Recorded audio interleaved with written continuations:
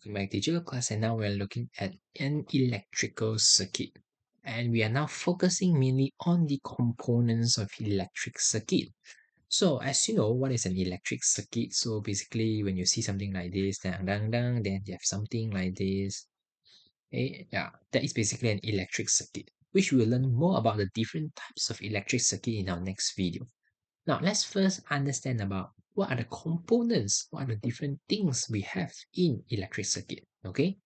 So now, in electric circuit, we actually must have three different items.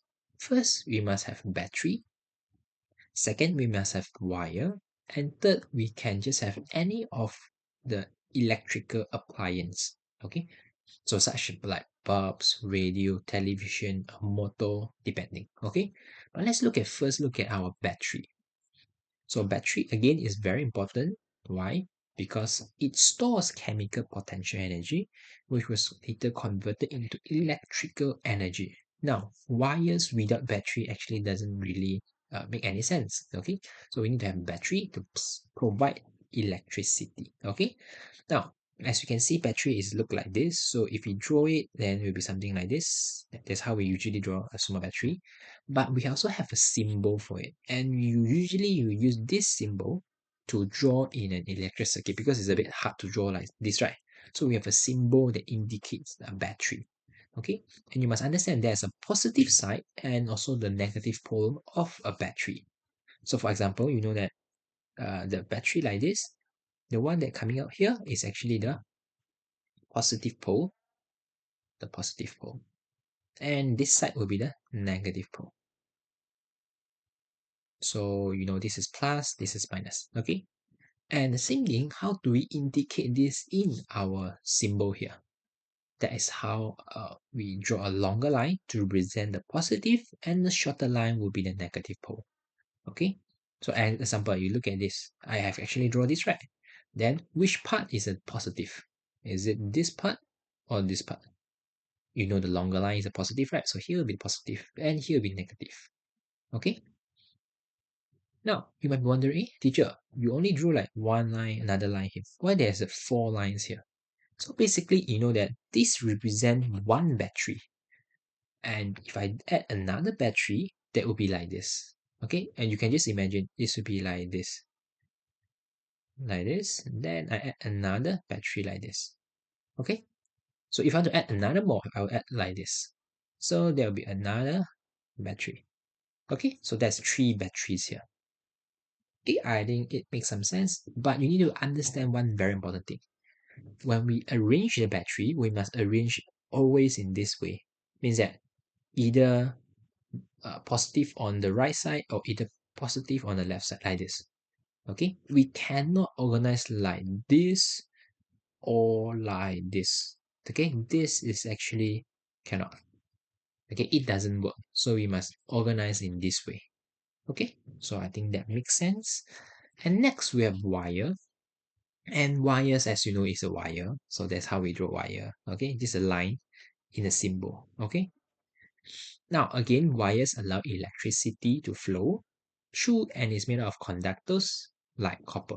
Okay, again, we need electricity to flow inside, right?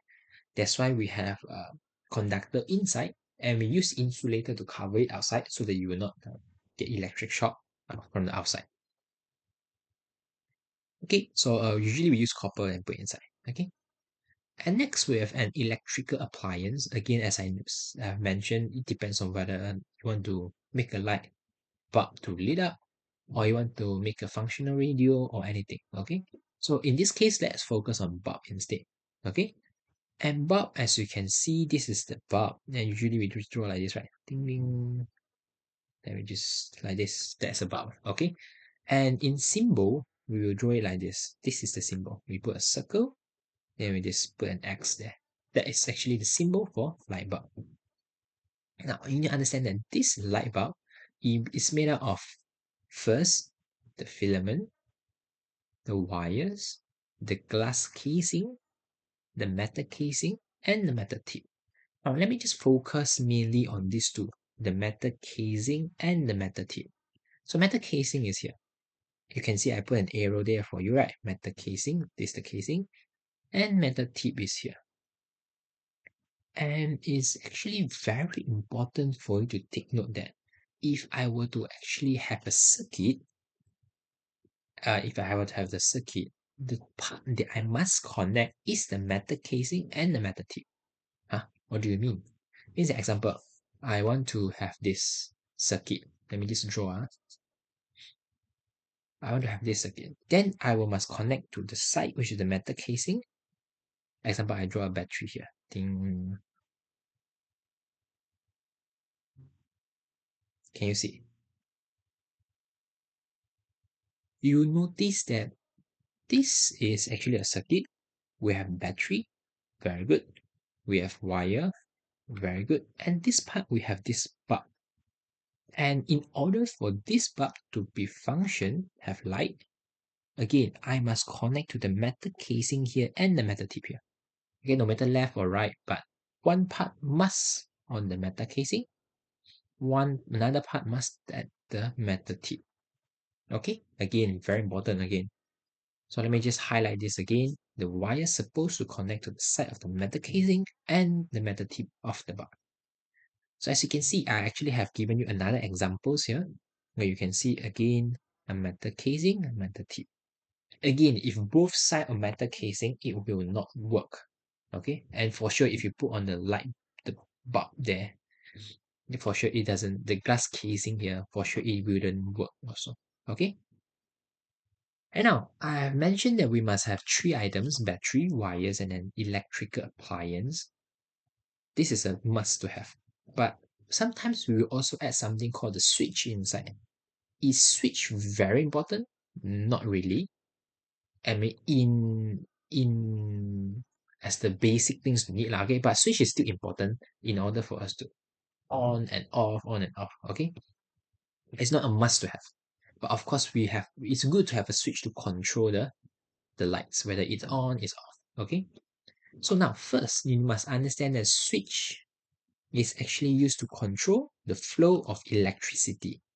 Okay, again, it allows closing or open of an electric circuit. Now, it's a bit confusing here sometimes.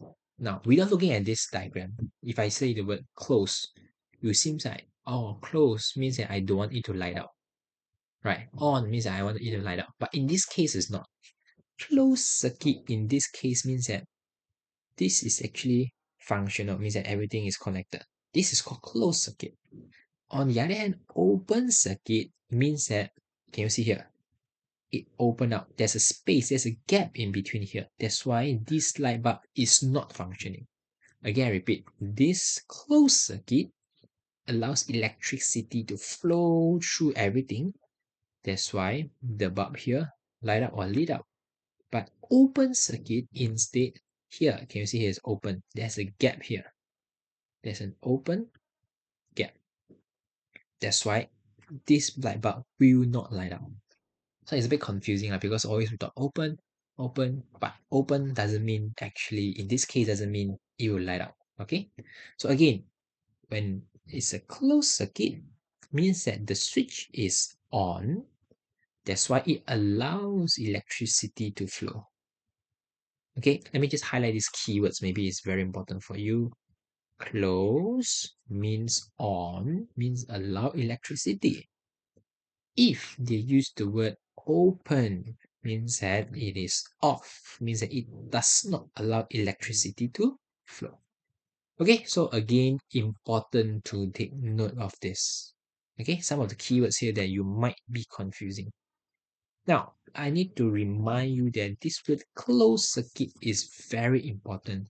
Okay, when you explain later in your open-ended questions, you must explain that, oh, it formed a closed circuit which allowed electricity to flow through the bulbs, example in this case, or any electrical appliances. Okay, again, I write very important. You must explain that something is on, maybe the switch is on. That's why it formed a closed circuit which allows electricity to flow through the bulb in this case. Now, of course, if I say, oh, the switch is off, it formed an open circuit which does not allow electricity to flow. Okay, so this is something that you must actually mention when you explain. Okay, And I think that's all for this part of the video. I've been talking too long, and we shall learn more about the type of electric circuit in the next video. Okay, that's all for this video. Thank you. See you. Bye bye.